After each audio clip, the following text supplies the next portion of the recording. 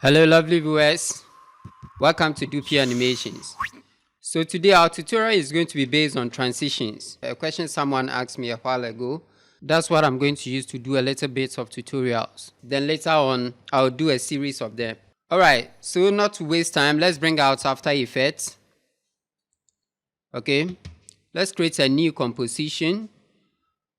HD 1920 by 1080. Let's click OK. Let me name it transition 1. Transition 1. Okay. All right. So now let's create our transition. To create our transition, let's insert in a new shape layer. Right click in, come to new, then select shape layer. All right. After that, go to your tools bar, then select an ellipse tool. Okay, then hold the shift key, then draw a circle to create your shape layer, your circle shape layer. Okay, all right. So after that, go and select the selection tool. Go for the selection tool. On shape layer attributes, click on the fill, then off the fill. Okay, then come and click on the stroke, then on the stroke. Okay, all right. I think it's the stroke is 192. Let me make it just 200 straight. Okay, all right. So we have this. So after creating this, come underneath the shape layer here where the cascading arrow is. Then beside contents, select or click on add. All right, then select trim path. Okay, select trim path, then open the trim path.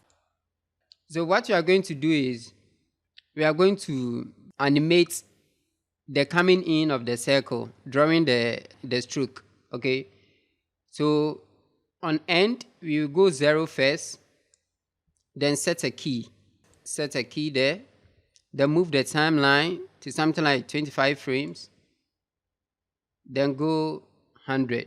Okay, so you have something like this. Okay, if it's too fast for you, you can still open it up. So it will be something like this. All right, so after this, come to stroke.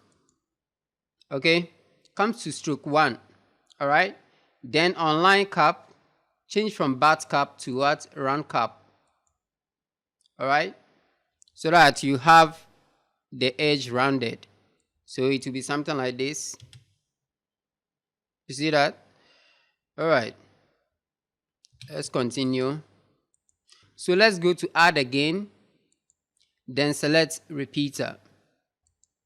Okay, so when you select repeater, you have to go inside repeater, then do a few changes. So let's come to repeater 1, then open the transform repeater 1, then on position, give position 0, then on scale, let's go something like, I think 40 or 40. Okay, let's go something like 40%. Okay, so now we are going to use the offset to animate this. Okay, you see that? So we go in something like a positive 6 figure, then set a key on offset, then you move your timeline to something like to where you end your trim path animation, then go a negative figure, like let me see, -5. So you have something like this. Okay, if it's too fast, just open it up. You can decide to leave it like this, or you can still work on it, but I suggest that you work on it. Leaving it like this is better. You don't open this in the stroke. All right, you can just decide to close the stroke so that you have something like this for the transition. Simple. But by opening it, that means you want to work on it more. So let's on the trim path, then come to come to rotation on repeater. Okay, still on repeater 1, come to rotation, then offsets the angle of the trim path to something like I think 100 is okay. Let me just end it on 100 there. So we have something like this. Okay, each of the strokes have displaced, all right, what's coming in. So this is transition 1, all right. Let me change the color to white, the stroke color to white. Okay. Okay. So now let's create a second transition. Let's name this one transition 2. Okay. So this one we are going to use solid layer instead of a shape layer, all right. So let's right click in new solid layer. Okay. Then come and select the ellipse tool, then hold the shift key, then draw your circle, all right. If it's not positioned well, so just double click on the mask to select the mask, then position it somewhere in the middle here. Okay. All right. So after that, just double click on M, all right, to bring out the mask properties. So we are going to use mask expansion to animate this one, all right. So let's change it from add to subtract. Okay. So on mask expansion, let's go something like to make the circle disappear. Then let's set a key, click on the stopwatch to set a key, then move the timeline forward, all right. Then go a negative value to something like minus 277, all right. So you have something like this. Okay. All right. Okay. The coming in is not smooth for me, so you just select the 2 keys, then easy ease them, easy ease, then click on the graph editor, then just curve one in a bit. Okay. All right. So let's see what we have. See that? Then you move your timeline a bit forward again, then copy the first key, select the first key, then go to your menu, edit menu, then copy it, all right. Then paste it on where your timeline is. Okay, so you have something like this.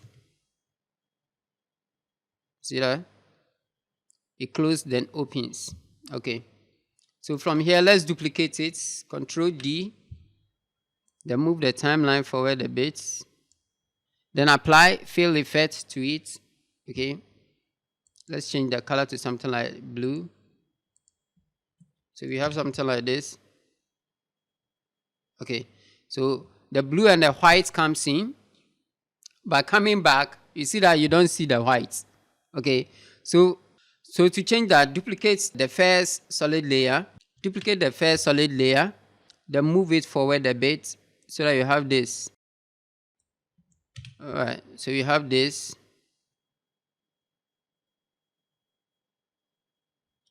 Okay, let me shift it backwards a bit. So you have this. All right. So now let's try to place them on a video footage and see. Let me create a new composition. Name it video. Video. Okay. So now our first transition. No, let me import some video files. Let me see if I have some. Okay, I have some 2 videos here. Let me bring them in. Okay. So let me set the first one in. It's too big, so let me make it fit to come. Set the second one. Fit to come. All right. So I have these 2 videos. Let's see. You see. So just place the transition in between the two cut points where the second video comes in. So transition 1, let me drag it over there, then bring it here. See, okay, somewhere here. So the transition will start from here. You see that? You see how it wipes it? Then bring in the next one nicely. So just place the transition in between the two cut points to reveal the next coming in image.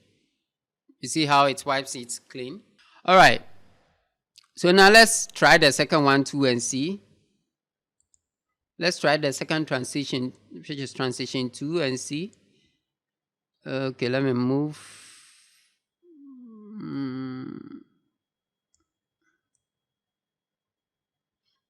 Let's see. All right, slow. This one comes in slow, then wipe it away. If it's too slow for you, the stretch here, just reduce the percentage on the stretch here so that it will be a bit fast. Okay, something like 70. So, okay, you have something like this. Okay, we are going to be doing a series of transition animation later on. All right. So now let's try another style and see. Let's use this one, the transition 1. Okay. So this one, let's say if this is the cut point of this, let me bring the transition under this. So what we are going to do is we are going to alpha matte the image on transition 1. So we come to track matte here, then select alpha inverted matte. Okay, so we have something like this. You see that? So we select the two, transition 1 and that particular image that we have alpha matte, pre-compose them again. Okay, then you name it matte. Okay. So in this case, we will just lay our image underneath the matte.